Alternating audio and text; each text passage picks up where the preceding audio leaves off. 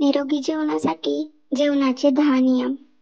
भोजन कसे करावे याचेही एक शास्त्र आहे, जे आपल्याला कुणीही आणि कधीही शिकवलेले नाही. जेवणाच्या संदर्भात आपण विविध चुका करत असतो.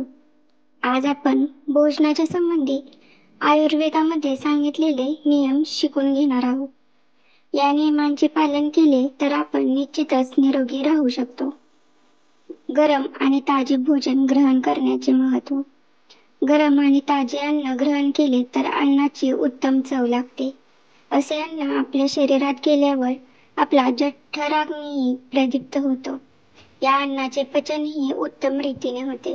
याउलट थंड झालेले किंवा शीतकपाटामधून काढलेले अन्न ग्रहण केल्याने त्याचे आपल्याला लाभ होण्याऐवजी विपरीत परिणामच भोगावे लागतात. गृहिणींच्या संदर्भात असे लक्षात येते की त्या सकाळी लवकर सर्वांचा डबा करतात. त्यानंतर सर्व कामे आटोपल्यानंतर दुपारी 2 ते 2:30 वाजण्याच्या सुमारास गार झालेले अन्न जेवतात. अशा भोजनाचा त्यांना आवश्यक तसा लाभ होऊ शकत नाही. त्यामुळे त्यांनीही घरातील अन्य सदस्यांसमवेतच गरम आणि ताजे भोजन करण्याचा प्रयत्न करावा. स्निग्ध भोजन का करावे? स्निग्ध भोजन म्हणजे व्यवस्थित शिजवलेले तेल, तूप, खोबरे, तीळ आणि शेंगदाणे असे स्निग्ध पदार्थ वापरून केलेला स्वयंपाक. स्वयंपाक करताना आवश्यक ते सर्व जिन्नस घालून केलेले पदार्थ रुचकर लागतात. त्यामुळेही सततचा जठराग्नी प्रदीप्त होतो. आपण प्रतिदिन केवळ वाफवलेल्या भाज्या सेवन केल्या तर असा आहार आपण फार दिवस घेऊ शकणार नाही. त्यामुळे स्वयंपाक करताना स्वतःचे कौशल्य वापरून पदार्थ रुचकर आणि आरोग्यास हितकर होण्यासाठी आवर्जून प्रयत्न करायला हवेत. आता पदार्थ रुचकर करायचे म्हणजे भरपूर तेल किंवा मसाले घालायचे असा अर्थ येथे अपेक्षित नाही. योग्य प्रमाणात आणि योग्य वेळेत भोजन करण्याचे लाभ. योग्य प्रमाणात आणि योग्य वेळेत भोजन केले पाहिजे. योग्य प्रमाणात भोजन केल्याने आपले वात, पित्त आणि कफ हे तीनही दोष समप्रमाणात राहतात आणि आपण निरोगी राहतो. योग्य प्रमाणात घेतलेला आहार व्यवस्थित पचतो. त्यामुळे सर्व धातूंची निर्मितीही व्यवस्थित होते. जेव्हा आपण योग्य प्रमाणात भोजन केले पाहिजे असे म्हणतो तेव्हा ते योग्य प्रमाणात आहे हे कसे ठरवायचे? आहाराचे प्रमाण हे त्या व्यक्तीचे वय, अन्न पचवण्याची क्षमता, व्यवसाय, श्रम आणि आहाराचे स्वरूप इत्यादी गोष्टींवर अवलंबून असते. 1. वयस्कर व्यक्तींचा आहार अल्प तर तरुणांचा आहार अधिक असावा. माहिती तंत्रज्ञान. IT क्षेत्रातील व्यक्तींना दिवसभर बसून काम करायचे असते. त्यामुळे त्यांनी अल्प प्रमाणात आहार घ्यावा. याउलट जे कष्टाची कामे करतात त्यांनी अधिक प्रमाणात आहार घेण्यास हरकत नाही. 3. पुरी भाजी, कडधान्यांच्या उसळी इत्यादी पचायला जड असणारे पदार्थ अल्प प्रमाणात सेवन करावेत. तर पचायला हलक्या पदार्थांचे प्रमाण तुलनेने अधिक असावे. प्रत्येकाने अन्नाचे प्रमाण ठरवणे. अन्न पचवण्याच्या क्षमतेवरूनही आहार निश्चित करायचा असतो. पित्त प्रकृतीच्या व्यक्तीचे अन्न लवकर तर कफ प्रकृतीच्या व्यक्तीचे अन्न त्या मानाने उशिरा पचते. याचा अर्थ प्रत्येक व्यक्तीला आहाराचा एकच नियम लावता येणार नाही. प्रत्येकाने आपापली प्रकृती, वय, व्यवसाय, खाण्याचा पदार्थ यावरून अन्नाचे प्रमाण ठरवायला हवे. आपल्या पोटाचे 4 समभाग केले तर त्यातील 2 भाग भोजन करावे, 1 भाग द्रव पदार्थांसाठी ठेवावा आणि उर्वरित 1 भाग रिकामा ठेवावा. सध्या आयुर्वेदाचा हा नियम सर्वांना ठाऊक आहे. पण हे भाग कसे ठरवावे हा प्रश्न अनेकांना असतो. जेवण केल्यानंतर आपल्या शरीरात कशी लक्षणे दिसतात यावरून आपण जेवण अल्प की अधिक केले याचे अनुमान होऊ शकते. योग्य प्रमाणात भोजन केले तर दिसणारी लक्षणे इथे देत आहे. योग्य प्रमाणात भोजन केल्याची लक्षणे. ज्या मात्रेत भोजन केल्यामुळे आपल्या पोटामध्ये त्रास होत नाही, हृदयावर दाब येत नाही, पोटावर ताण पडून ते फारसे जड वाटत नाही, आपली सर्व इंद्रिये प्रसन्न राहतात, बसणे, उठणे, झोपणे, उभे राहणे, फिरणे, श्वासोच्छवास करणे, हसणे या सर्व क्रिया सुखदायक होतात आणि जेवण व्यवस्थित पचल्यानंतर मलमूत्रांचे योग्य वेळी निस्सारण होते. ही लक्षणे आपल्यामध्ये दिसल्यास आपण योग्य प्रमाणात आहार घेत आहोत हे लक्षात येईल. भोजनाच्या योग्य वेळा. भोजनाची योग्य वेळ सकाळी 10 ते 12 आणि सायंकाळी 6 ते 8 या वेळेत असावी. रात्रीचे भोजन लवकर केले तर ते नीट पचते, त्यामुळे दुसऱ्या दिवशी उत्साह जाणवतो. पूर्वीचा आहार पचल्यावरच भोजन करावे.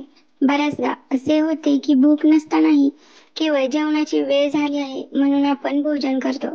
त्यामुळे जठराग्नीचे पूर्वीचे काम संपलेले नसतानाच आपण परत कामाचा ताण त्या अग्नीवर सोपवतो. म्हणून अन्नाचे पचन नीट घडून येत नाही.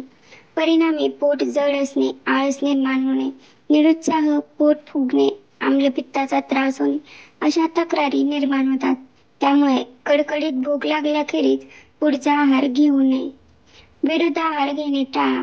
ज्या दोन पदार्थांचे गुणधर्म परस्पर विरोधी आहेत असे पदार्थ एकत्र खाणे टाळले पाहिजे. उदाहरणार्थ दूध आणि मासे, दूध, आंबट फळे इत्यादी. पदार्थांवर केलेल्या अयोग्य संस्कारांमुळेही आपल्या आरोग्यावर विपरीत परिणाम होतो. उदाहरणार्थ दही गरम करून खाणे. सोप्या भाषेत सांगायचे झाले तर बिर्याणी या अन्नपदार्थांमध्ये चिकन, मटण किंवा पनीर यांना दही आणि मसाला लावून काही वेळ ठेवले जाते. नंतर हे पदार्थ शिजवताना गरम केले जातात. अजून एक उदाहरण म्हणजे पनीर मसाला. पनीर हे दूध नासवून केलेले असते. त्यात आपण तिखट, मीठ, मसाला घालून केलेली भाजी म्हणजे विरुद्ध अन्न, जे आपल्या आरोग्यासाठी अतिशय हानिकारक आहेत. तेव्हा असे पदार्थ आपल्या आहारात वारंवार येणार नाहीत याची दक्षता सर्वांनी घ्यायला हवी. योग्य जागी बसून आणि योग्य उपकरणांचा उपयोग करून भोजन करावे. पूर्वीच्या काळी स्वयंपाकघरातच जेवायला बसत असत. जिथे जेवणार तेथील जागा प्रसन्न, शांत आणि स्वच्छ असावी. सध्या बरेच जण टीव्ही समोर किंवा सोफ्यावर बसून जेवण करताना दिसून येतात. ते अयोग्य आहे. आता योग्य उपकरणांचा उपयोग करून म्हणजे काय, तर ज्या भांड्यांचा उपयोग आपण करणार ते स्वच्छ असावेत. दुसरा विचार आपण असाही करू शकतो की ॲल्युमिनियमच्या भांड्यांमध्ये किंवा नॉनस्टिकच्या भांड्यांमध्ये स्वयंपाक करणे आपल्या आरोग्यासाठी हानिकारक ठरते.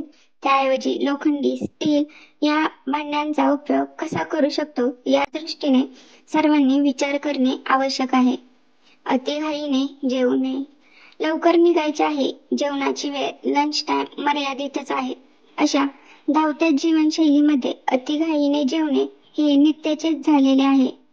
अशा जेवणामुळे आपल्या अन्नपचनाच्या तक्रारी वाढलेल्या दिसून येतात. आपल्या अन्नपचनाचा प्रारंभ हा जिभेपासूनच होत असतो. आपण घाईत जेवल्याने आपली लाळ अन्नामध्ये नीट मिसळत नाही. असे घाईघाईने घेतलेले अन्न योग्य प्रक्रिया न झाल्यामुळे पचन प्रक्रियेवर परिणाम करते. पुष्कळ वेळ रेंगाळत जेवू नये. याच समवेत जेवायला अधिक वेळ लावल्याने जेवण थंड होते. परिणामी त्यातील रुची अल्प होते आणि त्यामुळे त्याचे योग्य पचन होत नाही. जेवताना बोलू नये. जेवताना बोलल्याने काय आणि किती मात्रेत आहार घेत आहोत याचे आपल्याला भान राहत नाही. जेवताना बोलल्याने एखाद्या वेळेस अन्नाचा कण श्वास नलिकेत जाऊन ठसका लागण्याची शक्यताही असते. म्हणून जेवताना शक्यतो बोलूच नये. प्रसन्न मनाने आणि एकाग्रतेने जेवावे. आपल्या शास्त्रामध्ये भोजन म्हणजे फक्त पोट भरणे नसून ते एक यज्ञकर्म आहे असे म्हटलेले आहे. जेवताना भीती, काळजी, राग हे मानसिक भाव बाजूला ठेवून देवाने आपल्याला हे अन्न दिलेले आहे याविषयी कृतज्ञ राहून अन्न ग्रहण करावे. असे केल्याने आपण किती जेवत आहोत आणि काय जेवत आहोत आणि ते आपल्यासाठी योग्य आहे का या सर्वांचा विचार होतो आणि परिणामी आपले आरोग्य अबाधित राहते. जेवताना आपण सर्व चवीचे गोड, आंबट, खारट, तिखट, कडू, तुरट पदार्थ आहारात घेत आहोत ना याचा विचार व्हायला हवा. अशा पद्धतीने आपण जेवणाचे हे 10 नियम वाचले. या नियमांचे पालन करा आणि आपल्या आरोग्याची काळजी घ्या. धन्यवाद.